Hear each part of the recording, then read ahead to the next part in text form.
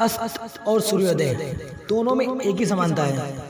देर होने पर हम दोनों को ही खो देते हैं। यदि हम कभी भी अपनी लाइफ में किसी भी कार्य को करने में हम देर करेंगे तो हम हमेशा अपनी कीमती वस्तुओं को खो देंगे। कई बार क्या होता है कि हमको लगता है कि हम आसानी से इस कार्य को कर सकते हैं, इसलिए हमें इस कार्य को करने में कोई देरी नहीं लगती, इसलिए मैं इस कार्य को बाद में करूंगा या फिर हम छोड़ दूंगा या फिर रहने दूंगा। इन वजह से हम कई ऐसी कार्यों को छोड़ देते हैं या फिर हम नहीं करते हैं। इस वजह से हम अपनी लाइफ में सक्सेसफुल नहीं होते, क्योंकि हमें ऐसा लगता है या हमारी गलतफहमी होती है कि यह कार्य बहुत ही आसान है, बहुत ही ईजी है, जिसे मैं बाद में भी कर सकता हूँ। और बाद में टालने वाला व्यक्ति हमेशा अपनी लाइफ में अनसक्सेसफुल ही गिना जाता है।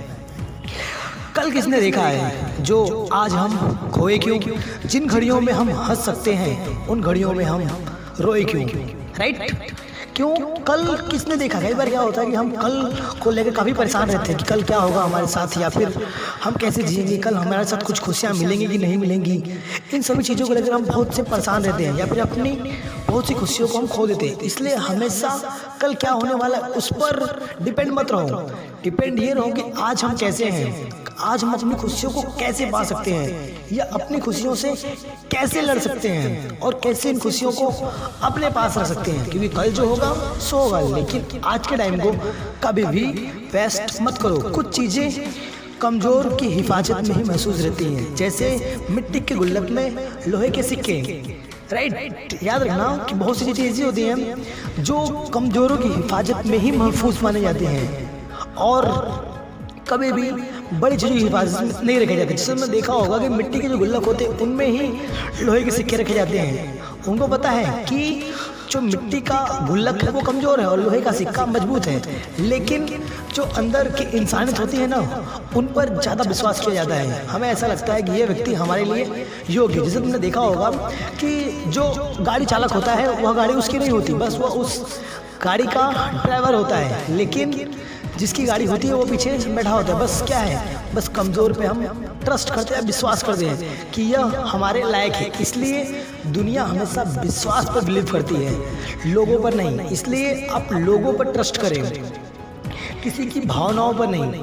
अगर आप वह व्यक्ति छोटा है या आपकी उम्र का भी नहीं या आपकी जात पात का भी नहीं है, इसका मतलब ये नहीं है कि वो गलत है, वो हमेशा सही भी हो सकता है। बस हमें दूसरों के ऊपर विश्वास करना आना चाहिए, विश्वास करना आना चाहिए, दूसरों पर डिपेंड रहना नहीं। कई बार हम क्या करते हैं कि दूसरों पे ही डिपेंड हो जाते हैं। हमें लगता है कि यह व्यक्ति रहेगा तभी हमारा कार्य होगा।